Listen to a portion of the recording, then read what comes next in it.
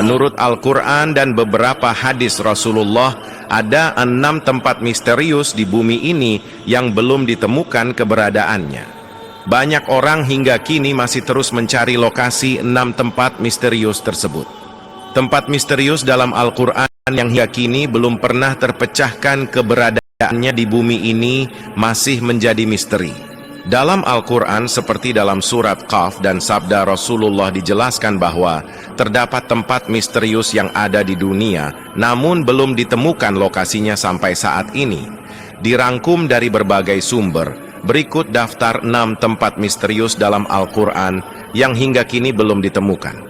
1. Telaga Ainul Hayat. Menurut beberapa ahli tafsir, Ainul Hayat merupakan sebuah air kehidupan yang bisa memperpanjang usia manusia. Barang siapa yang meminum airnya seteguk saja, maka hidupnya akan abadi.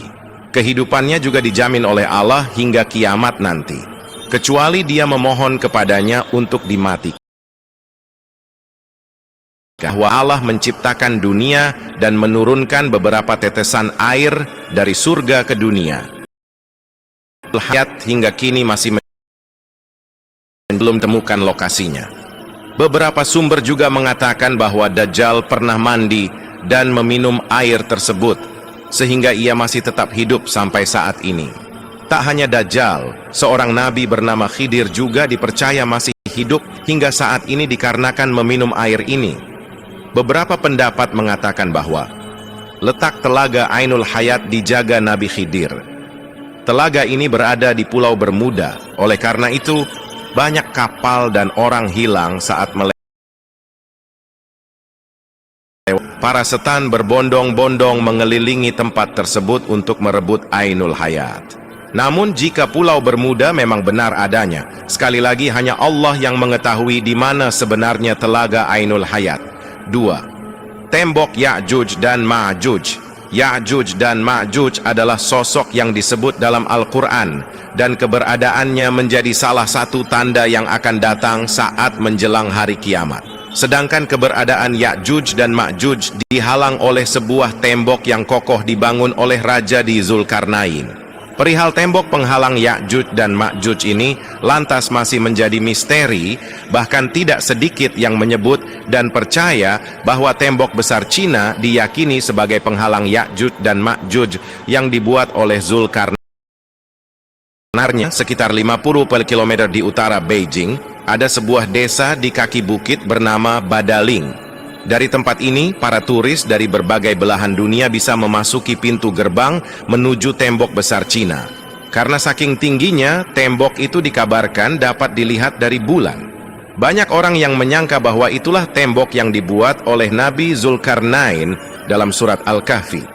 Sedangkan yang disebut Ya'juj dan Ma'juj adalah bangsa dari Mongol Utara yang merusak dan menghancurkan negara. Syekh Hamdi bin Hamzah Abu Zair, yakni seorang penulis dan peneliti tentang tembok Zulkarnain, meyakini bahwa tembok yang dibangun beliau adalah tembok Cina tersebut. Syekh Hamdi juga menyebutkan secara detail dan bukti-bukti penelitiannya ke dalam buku. Namun, jika dilihat ulang secara fisik, terdapat perbedaan yang sangat jelas antara tembok yang dibangun Nabi Zulkarnain dengan tembok Cina. Tembok Cina terbuat dari susunan batu bata, sedangkan dalam Al-Quran disebutkan jika tembok Zulkarnain terbuat dari tumbuh yang campur dengan tembaga. Selanjutnya, tembok Cina dibangun secara bertahap selama ratusan tahun dari berbagai dinasti yang memerintah Cina, di antaranya dinasti Han dan Ming. Sementara itu, penjelasan Al-Quran, tembok itu dibangun oleh suku bangsa yang meminta pertolongan kepada Nabi Zulkarnain. Dan setelah selesai, beliau pun menyatakan tembok itu tidak akan bisa dilewati dan dilubangi oleh Ya'juj dan Ma'juj. Berbeda dengan penjelasan Syekh Hamdi bin Hamzah Abu Zaid Abdullah Yusuf Ali dalam tafsir.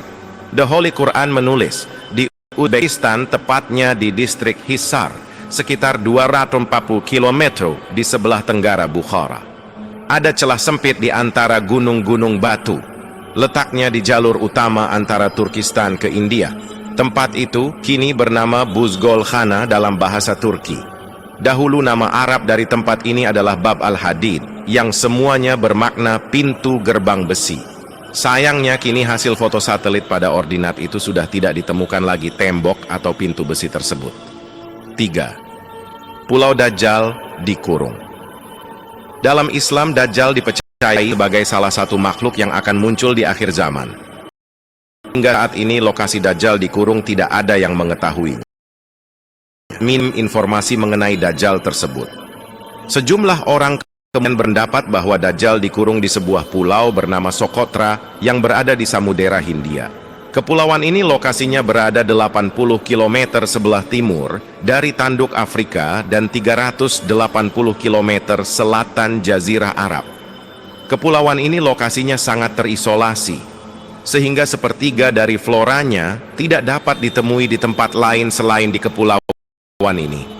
Karena pendapat tersebut tidak memiliki kuat, sehingga banyak ulama yang tidak setuju jika Dajjal dikurung di Kepulauan Socotra. 4. Kerajaan Nabi Sulaiman. Nabi Sulaiman merupakan putra Nabi Daud. Nabi Sulaiman dikenal sebagai raja yang kaya raya dan memiliki kekuasaan yang sangat luas, sebagaimana dijelaskan dalam Al-Quran. Selain itu, Nabi Sulaiman dikisahkan memiliki istana kerajaan yang sangat megah. Istana milik Nabi Sulaiman disebut Solomon Temple dalam literatur bangsa Yahudi. Keberadaan istana Nabi Sulaiman sudah tidak ada karena telah runtuh, kecuali hanya tembok sebelah barat yang tersisa dari bangunan kuil atau istana yang masih berdiri. Bagi orang Yahudi, sisa bangunan itu disebut dengan tembok ratapan. Dalam beberapa riwayat, hancurnya istana Nabi Sulaiman bukan karena runtuh, namun diruntuhkan oleh orang-orang Yahudi yang sombong dan angkuh. Hal ini juga dijelaskan dalam surah Al-Isra ayat 4 hingga 7. Kisah lain menyebutkan jika ciri-ciri istana Nabi Sulaiman adalah pintu istananya terbuat dari kayu zaitun dan cemara. Kemudian lantainya terbuat dari kaca dan emas. Bangunan istananya pun berwarna-warni. Dalam versi orang Yahudi disebutkan biru mewakili langit sedangkan merah mewakili bumi. Ungu, kombinasi dua warna, yakni pertemuan dari langit dan bumi. Konon, di lingkungan istana Nabi Sulaiman terdapat bangunan lain seperti gapura di sebelah barat daya. Tak hanya itu, istana Nabi 32 pilar di pintu gerbangnya. Beberapa orang meyakini pondasi kuil Sulaiman kini berada di Masjid Al-Aqsa. Namun, karena pondasinya sudah roboh, kuil ini tidak bisa dibangun lagi. Konon katanya, istana kerajaan Nabi Sulaiman terletak di sebelah selatan The Dome of Rock, yaitu masjid yang dibangun oleh Khalifah Al-Walid dari dinasti Umayyah. Tetapi, hingga saat ini, keberadaan kerajaan Nabi Sulaiman tidak ditemukan keberadaannya maupun sisa peninggalannya. 5. Jabal Qaf atau Gunung Qaf. Gunung Qaf diceritakan saat Nabi Muhammad pulang dari perjalanan Isra Miraj dari Sidrah Al-Muntaha di lapis langit ke-7. Di tengah perjalanan, Nabi melihat panorama yang sangat indah dari Jabal Qaf. Tampak sinar biru langit sehingga membuat Nabi Muhammad terpesona dengan keindahan Jabal Qaf. Rasulullah kemudian mengajak malaikat Jibril mengunjunginya. Dan ternyata sinar biru itu adalah gundukan gunung besar bernama Jabal Qaf atau Gunung Qaf. Al-Alusi, seorang ahli tafsir Quran, mengilustrasikan Jabal Qaf sebagai gunung yang tak nampak oleh mata biasa. Jabal Qaf adalah sejenis gunung berlapis yang memiliki hingga 70 lapisan. Ibnu Asyur mengatakan, jika warna biru langit berasal dari pantulan cahaya biru Jabal Qaf. Di dalam Al-Quran sendiri, Jabal Qaf diabadikan dalam surat Qaf. Namun, sampai saat ini tidak ada orang yang mengetahuinya. 6.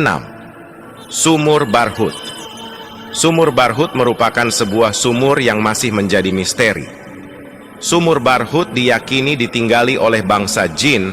Lokasi sumur ini berada di lembah padang pasir bernama Barhut, Hadramaut, Yaman. Selain itu, sumur Barhut diyakini merupakan sebuah sumur dengan sumber mata air yang paling buruk di dunia.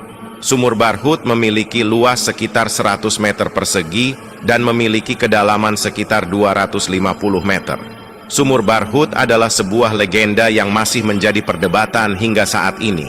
Termasuk, apakah di sana lokasi disimpannya ruh-ruh orang kafir? Banyak yang mengatakan, jika sumur Barhut adalah lokasi awal mula kehancuran dunia dan menjadi tempat yang paling tidak bisa ditinggali. Wallahu alam bisyawab.